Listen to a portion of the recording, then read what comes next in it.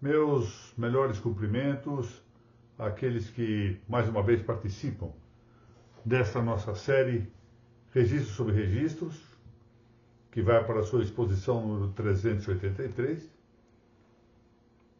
O agradecimento em particular também à Academia Paranaense de Direito Notarial e Registral, pela possibilidade que tenho de utilizar sua plataforma na internet, e à Noreg do Paraná, que também apoia essas nossas reuniões, o que faz na pessoa de sua presidente, a professora Mariana Podzenato Martins, e de sua coordenadora acadêmica, a doutora Mônica Dallavec. Hoje é uma exposição gravada, porque 2 vezes em cada semestre eu devo ministrar aula na pós-graduação, que está sob minha coordenação, do Centro Universitário Católico Ítalo-Brasileiro, pós-graduação na área de Direito Notarial e Registral. E exatamente nesta segunda-feira e na próxima estão designadas as minhas aulas correspondentes a este segundo semestre de 2024. Daí a razão pela qual eu prefiro esse caminho de gravar a aula do que adiá-la ou transferi-la ainda para quarta ou quinta-feira. Melhor assim. Bom, nós vamos tratar hoje do averbamento da extinção dos ônus e direitos reais. A primeira parte desse tema. Que parece realmente que essa primeira parte é a mais relevante. A segunda completa esta exposição e de maneira, no meu modo de ver, um tanto mais secundária, embora tenha também ali um e outro tema de interesse. Se nós fôssemos fazer numa aula só, isso levaria cerca de 1 hora, não convém. Então é melhor partir essa exposição em 2 partes. Prevê o item 2º do inciso 2º do artigo 167 da Lei 6.015, que é a lei brasileira dos registros públicos, a averbação por meio de cancelamento da extinção dos ônus e direitos reais. E o texto legal correspondente, que fala do cancelamento da extinção dos ônus e direitos reais, parece dizer menos do que significa. Porque, em rigor, é possível entender que seja abarcado em caráter supletivo um conjunto de diferentes hipóteses de retificação, sentido lato.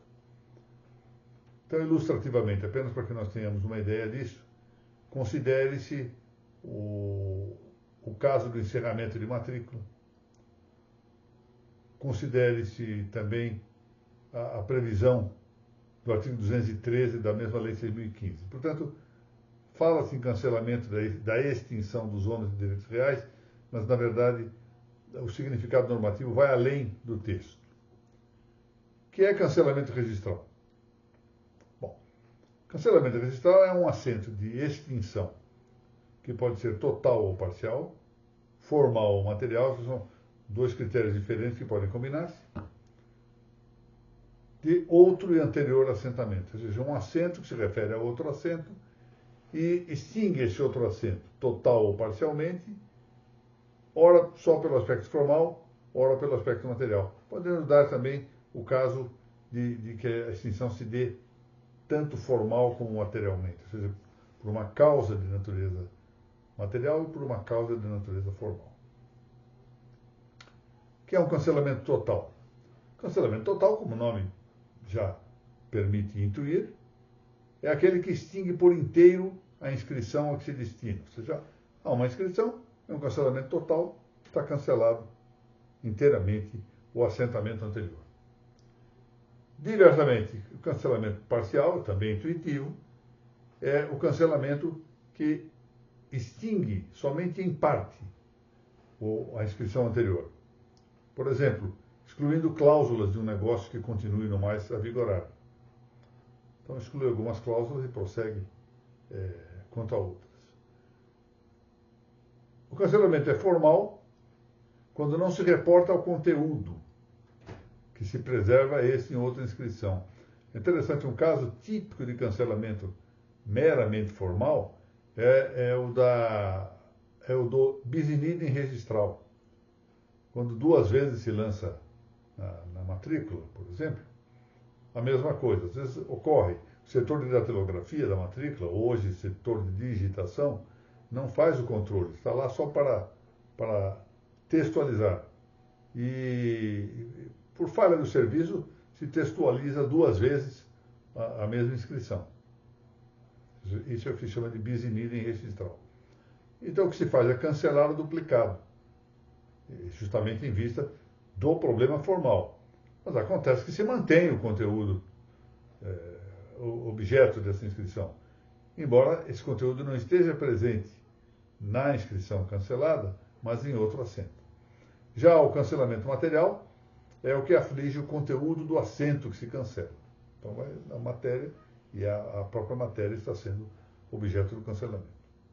Bom, cancelamento é tipicamente inscrição negativa, porque visa a excluir. Nós sabemos isso, no todo ou em parte, pela sua forma ou pela matéria, ou por ambas as coisas. Mas, enfim, visa a excluir um assento anterior. E por isso, distingue-se do encerramento. Cancelamento não é o mesmo que encerramento. Porque o encerramento não tem função exclusora, mas tem função de simples declaração. O encerramento não é inscrição positiva, não é inscrição negativa, não é inscrição sequer mista. O encerramento tem um caráter neutro. Simplesmente declara alguma coisa. Assim, encerra-se, aí é o caso de encerramento, aliás, é o mais típico. Encerra-se uma dada matrícula por exaustão de seu objeto. Eu até lembro-me aqui, no meu tempo ainda de juiz de primeiro grau, fui fazer uma correição numa comarca da Grande São Paulo, e ali havia uma matrícula que havia sido correspondente a um imóvel muito extenso, objeto de várias segregações, portanto, desfalques de área. Como é que costumo falar? Vários parcelamentos. Então eu examinei as segregações e fui fazendo a conta. E só pela quantidade eu percebi que estava esgotado o objeto inicial da matrícula. A matrícula estava aberta, mas não havia nenhuma área disponível mais a que ela pudesse referir-se. Então era um caso de encerramento, não de cancelamento da matrícula. A matrícula não perde sua validade, não perde sua eficácia, ela simplesmente está cancelada, é declarada por algum motivo sob uma espécie de paralisia de seus efeitos. Num outro exemplo possível, um imóvel que passa a ser objeto de uma diversa circunscrição imobiliária. Então era um imóvel que estava sujeito à competência territorial de um município, por exemplo, e passa a ser competência territorial de outro município. Nesse caso, o que se faz é encerrar a matrícula aberta no ofício imobiliário que perdeu competência para as inscrições relativas a esse imóvel. E aí os atos passam a ser praticados perante o cartório com atribuição geográfica para a prática dos atos. Também, cancelamento distingue-se do bloqueio. Qual a distinção entre cancelamento e bloqueio? Basicamente, a principal delas está em que o cancelamento é uma inscrição de caráter definitivo e o bloqueio é sempre de inscrição temporária. Então, essa é a distinção maior. Poderíamos aqui despender algum tempo para examinar um pouco mais de distinções entre o cancelamento e o bloqueio. Isso fica para mais à frente, quando formos tratar especificamente do tema do bloqueio, porque é exatamente isso, envolveria algumas discussões e controvérsias sobre a natureza jurídica do bloqueio. Basta-nos agora saber que o cancelamento é de caráter definitivo, o bloqueio é uma inscrição temporária. O cancelamento pode ainda ser direto e explícito. Quando ele é direto e explícito? Quando o seu texto indica a extinção correspondente. Está cancelado o registro número 4 desta matrícula. Cancela-se a averbação número 5 desta matrícula.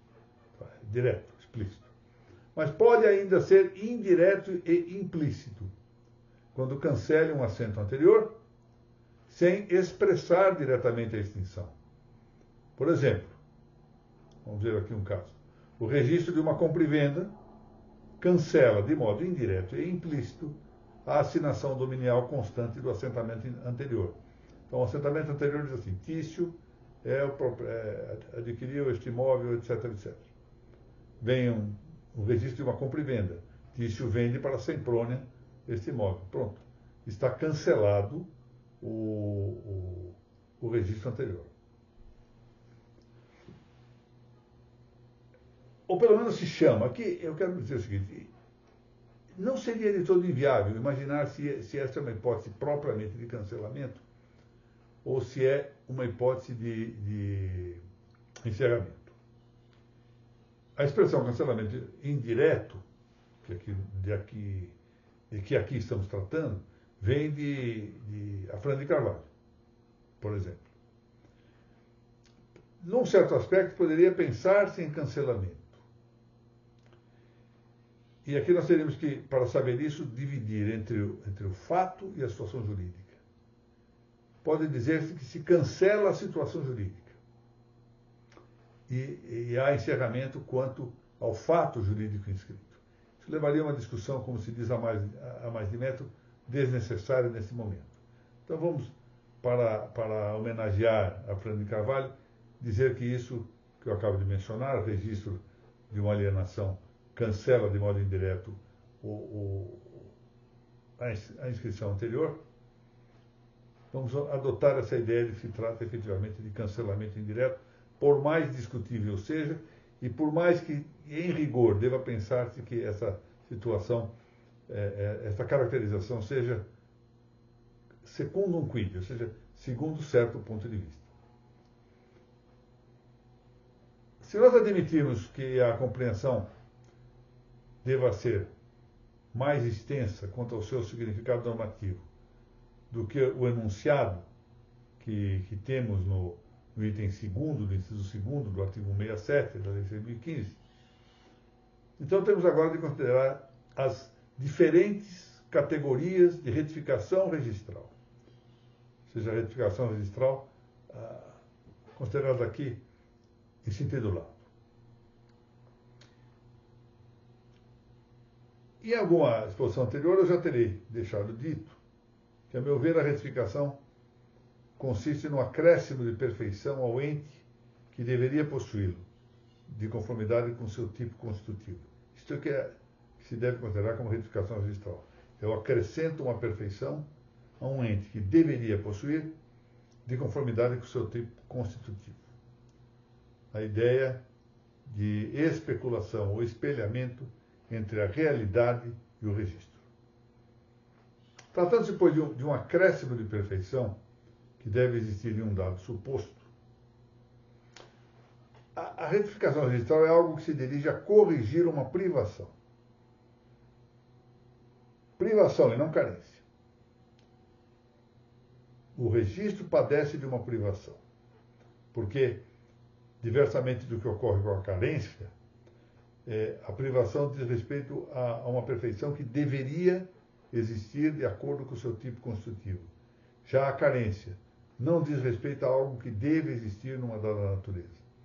Aqui um exemplo. De um homem que padeça de falta de audição, dele se diz que sofre de uma privação.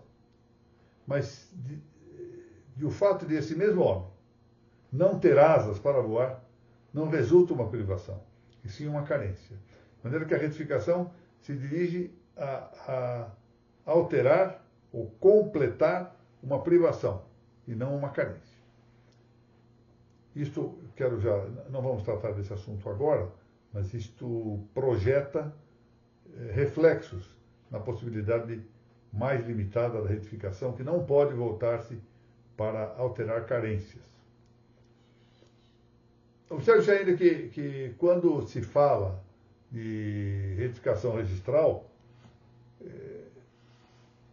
deve pensar-se, como eu disse, num acréscimo de perfeição, mas isso não significa que esse acréscimo derive sempre de uma inscrição positiva, ou seja, de uma retificação positiva. Há acréscimos de perfeição mediante supressões. Vamos dar aqui um exemplo tirado do dia a dia. Uma pessoa que padeça de uma formação osteofitária, né? Problema que pode afetar as articulações, que lhe impeça, portanto, caminhar, suprimir o obstáculo é um acréscimo de perfeição. É vencer uma privação. E, no entanto, é ato de supressão. Também assim se dá no registro. Ao passo em que a retificação positiva corrige um déficit registral, já a retificação negativa, ou seja, que extrai alguma coisa do texto, do assento anterior, corrige um excesso do registro. Então, a retificação positiva corrige um déficit, algo que está faltando no registro anterior, e a retificação negativa corrige um excesso do registro. Falou-se demais em determinado registro. Isso é uma série de hipóteses. O registro é objeto, então, tem algo que modifica o objeto da registração. Por exemplo, fala na confinância com o rio, e na verdade esse rio não está ali. Então nós vamos retificar negativamente, tirar essa referência, e com isso nós aperfeiçoamos, nós acrescentamos algo de perfeição ao registro. E, no entanto, a retificação é negativa. Bom, em todas as hipóteses de retificação registral, o parâmetro de controle é o da verdade.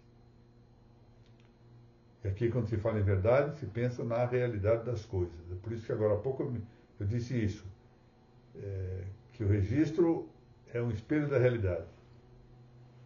É uma expressão, na década de 80, essa expressão fazia fama na Vara de Registro de São Paulo. Processo de retificação usavam sempre esse tópico.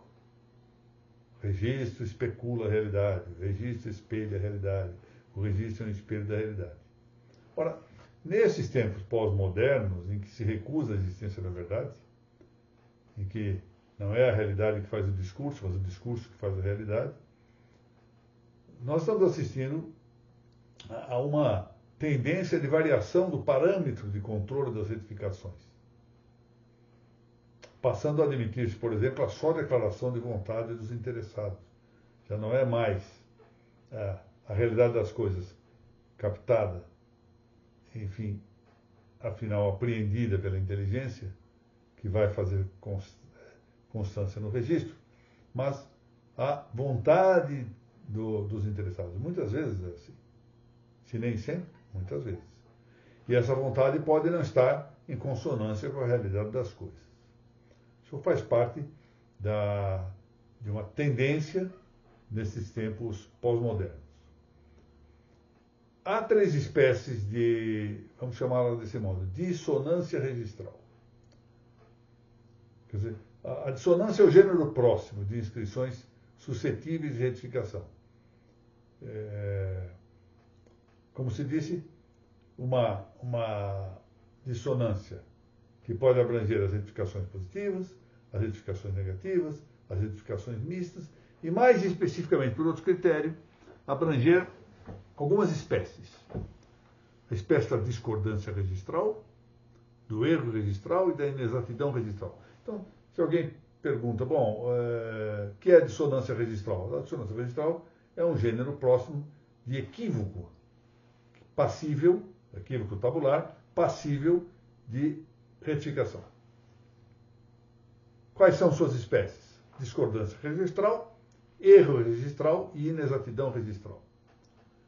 A discordância registral, primeira das espécies mencionadas para o gênero dissonância registral, consiste numa desconformidade superveniente entre as realidades factuais e as realidades registradas. Por exemplo, vamos dar aqui uma ilustração, né? Consta de uma dada matrícula que Tício é o proprietário de um imóvel. e este registro, ao expedir-se, correspondia à realidade factual. Adiante, todavia, Tício morre. E quando se procede ao registro, por exemplo, de uma partilha ou de uma adjudicação dos bens de Tício, retifica-se nessa matrícula uma discordância registral. Ou seja, ao início, essa matrícula estava em consonância com a realidade, adiante, ela, em virtude de um fato superveniente, de algo que sobrevém, está em contraste com a realidade. Caso em que, então, se dá uma discordância registral. Ao registro que há um tempo, portanto, estava afeiçoado à realidade, sobreveio uma ocorrência fática que o fez discordar da verdade. Diversamente, o erro registral, que é a segunda espécie que nós estamos cuidando, não é uma dissonância superveniente, mas é um déficit originário da atuação registral. Quer dizer que desde a origem do mesmo registro já se estampava uma dissonância formal ou material perante a realidade. Por exemplo, faz-se constar de um dado registro certício adquirente do imóvel, quando na verdade Semprônia é a verdadeira adquirente, indicada no título apresentado ao ofício imobiliário. Qual é a hipótese aqui? O registrador, ao examinar a escritura, por isso ou por aquilo, não importa por quê, em vez de mencionar que Tício é adquirente, menciona que Semprônia é adquirente, quando não é o que consta da escritura. Isso é uma hipótese de erro material. Uma outra hipótese, ao assinar uma inscrição, o registrador estava fruindo férias e, portanto, não poderia subscrever o ato. Então, é uma hipótese de erro formal, erro registral formal. A terceira espécie é quase que um soldado de reserva. É a classe das inexatidões registrais, que é muito ampla. E a doutrina é variadíssima a seu respeito. Ela é tão ampla, essa classe das inexatidões registrais, que alguns doutrinadores no direito estrangeiro têm a ideia de equivaler a inexatidão à mesma dissonância registral. Inexatidão seria uma espécie de sinônimo da dissonância registral, e, portanto, em vez de 3 espécies, seríamos 2 espécies só, a discordância e o erro. Bom, outros, entretanto, especificam a inexatidão no âmbito do erro registral.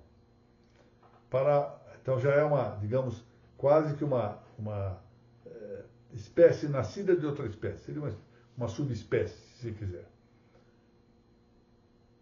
E nesse quadro das inexatidões, entre outras hipóteses, nós teríamos as relativas a títulos que nunca se constituíram verdadeiramente, ou que já se haviam extinguido ao tempo de seu registro. Por exemplo, a inscrição de títulos falsos ou nulos. Num certo sentido, talvez seja um erro registral. Mas, em geral, o erro registral é atribuído à atuação do registrador. Nesse caso, o registrador não teve uma atuação culposa. Ele recebe um título falso ou um título nulo e registra.